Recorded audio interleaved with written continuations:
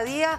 Aquí les saludan Edwin, Juan, Chiche. Estamos todos expectantes de las novedades que nos pueda presentar el día de hoy.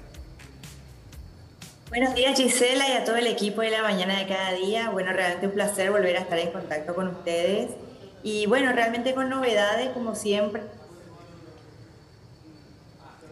Novedades, como siempre, que nos presenta Con lo la que nos doctora. avisó. Sí, ahí vamos, retomando. Con lo- Son los fuertes vientos con lo que que avisó. nos afectaron, doctora, así que vamos a tener un chiquito de paciencia.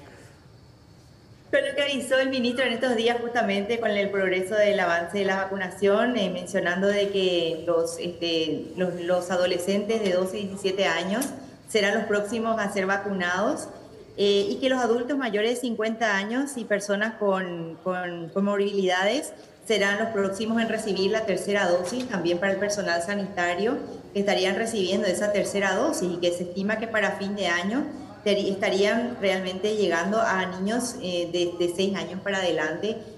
Serían los primeros en ser vacunados con la primera dosis de la inmunización, ¿no es cierto? Siempre teniendo en cuenta lo que nos espera a partir de las últimas actividades que hemos visto, tanto la votación como la actividad deportiva que hemos tenido hace una semana atrás, donde vimos que realmente se ha sobrepasado la cantidad permitida de personas en la cancha, y mucha gente hemos visto que no ha seguido los cuidados requeridos, ¿verdad? Doctora Anel, yo lo que quisiera saber es lo siguiente. Si nosotros tenemos hoy por hoy aglomeración, dejamos los tapabocas, ya estamos casi, hay un bajo porcentaje todavía de la población que recibió las dobles dosis y demás, pero ¿en qué estado está el virus? Porque la gente dice, no, ya no nos contagiamos, ya no va a pasar nada, ya está, ya opama el virus del COVID-19. Yo la verdad, como siempre decimos con Chiche, con Edwin, todavía le tenemos temor a esta situación. ¿Por qué? Porque no sabemos pues cómo se da con aquellas personas que nunca se enfermaron de COVID. Hay mucha gente, conocemos gente que te dice, no, a mí no me agarró el virus, supuestamente, ¿verdad? A menos que hayan sido asintomáticos. Pero ¿qué pasa? Yo me voy a un lugar donde hay aglomeración, donde no usa el tapabocas. ¿Corre el virus o está débil el virus? ¿Por qué se levantan tanto las restricciones? ¿Y cuál debería ser nuestra conducta y nuestra conciencia en este estado? Bueno, la conducta tendría que ser de una expectación armada, Gisela. No podemos nosotros bajar la guardia en el sentido de que el virus no se fue del país. Nosotros tenemos realmente a una variante Delta que ya está en nuestro entorno, y recordemos que esta variante Delta es una variante mucho más contagiosa, mucho más agresiva que la original. Si bien, como dijo la doctora Yolanda González ayer, precisamente tenemos 4 sospechosos en este momento. Estamos esperando que realmente el resultado dé negativo. Estamos bien, pero estamos con personas igualmente sospechosas. Y bueno, como decíamos nosotros, situaciones de aglomeración y situaciones de descuido y de bajada de guardia son las que nos van a poner en peligro. Entonces nosotros tenemos que estar totalmente conscientes de que si bajamos la guardia podemos encontrarnos con sorpresas para fin de año, y todo nuestro panorama actual puede dar un giro de 160 grados, 180 grados, y vamos a encontrarnos con una situación realmente bastante complicada. En cuanto a todas esas personas que han contraído la enfermedad del virus y demás, ¿cuáles son las consecuencias? Estamos hablando de gente que ha tenido el COVID, ha dado positivo hace más o menos un año, 9 meses, 6 meses. ¿Se siguen dando consecuencias post-COVID en los seres humanos? ¿Cómo se viene dando esto? ¿Hay mucha consulta de parte de sus pacientes con esto? Porque en su momento eran los dolores de cabeza, eran los malestares, la gente que perdía el olfato, muchos que lo recuperaron rápido, otros tardaron más. Pero ¿cómo queda el cuerpo, el organismo, las defensas? ¿Cómo queda después de este contagio? Importantísimo el punto que estás tocando, Gisela, porque estamos viendo pacientes que quedan con secuelas post-COVID. Habíamos en su momento hablado del COVID prolongado o de las secuelas post-COVID. Y un elemento que quiero destacar, me gustaría que la población en general tenga conciencia de no bajar la guardia en el sentido de que ya me curé del COVID y no hace falta ningún control.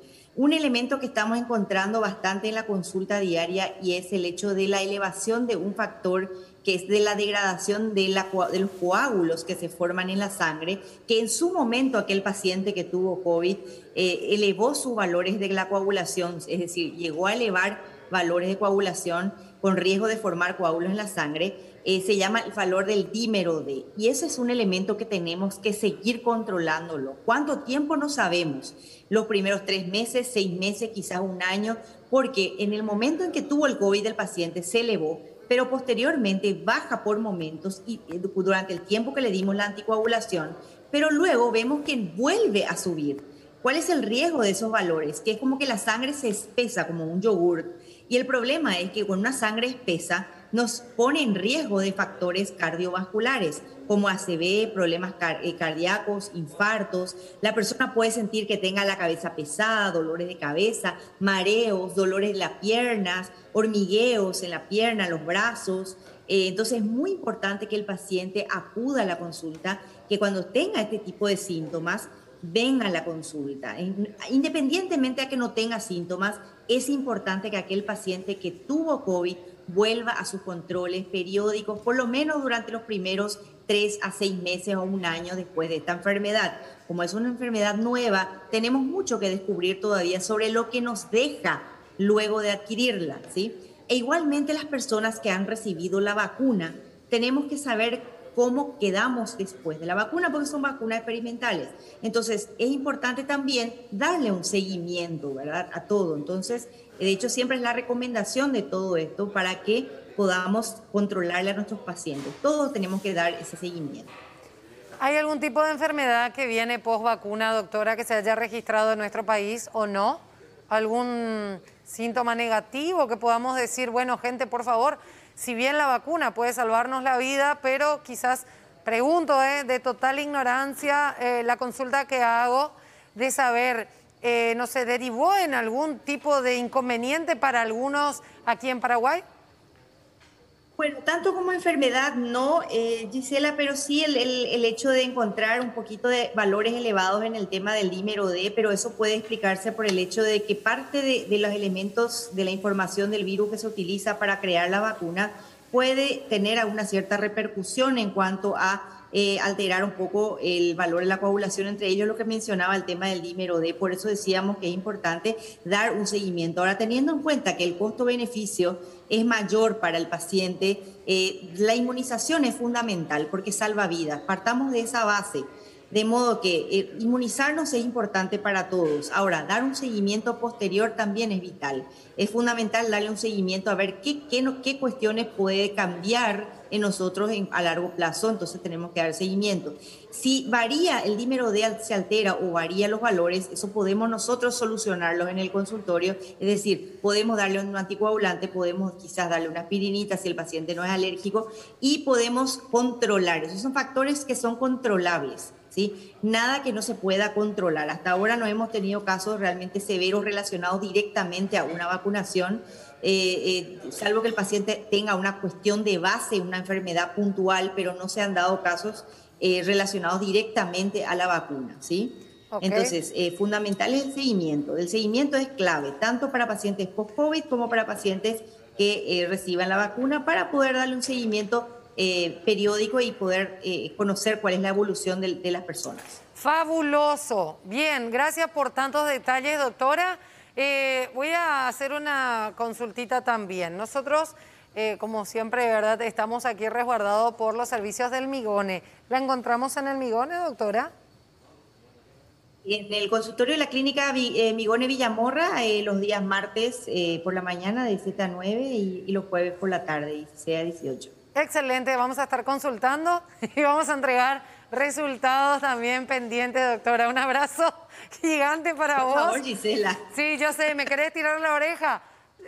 Tiene que ir Claudio François también a visitarla y yo tengo que entregarle... Claudio es un excelente paciente. Sí. Ah, es ejemplar. Sí. Ah, mira vos, en algo es excelente este señor. Ahí está. Mira cómo celebran los compañeros por el comentario que hiciste. Bien, lo tenemos que cuidar a nuestro jefecito, a nuestro dire. Así que bueno, te lo vamos a mandar hoy. Qué exagerados que son todos, mirá cómo son. Gracias, doctora Anel. Nosotros desde acá te mandamos un abrazo y el agradecimiento por esta entrevista más que importante para todos. ya que muchas veces desconocemos. Y lo que nos ha enseñado la pandemia, a tener un médico de cabecera.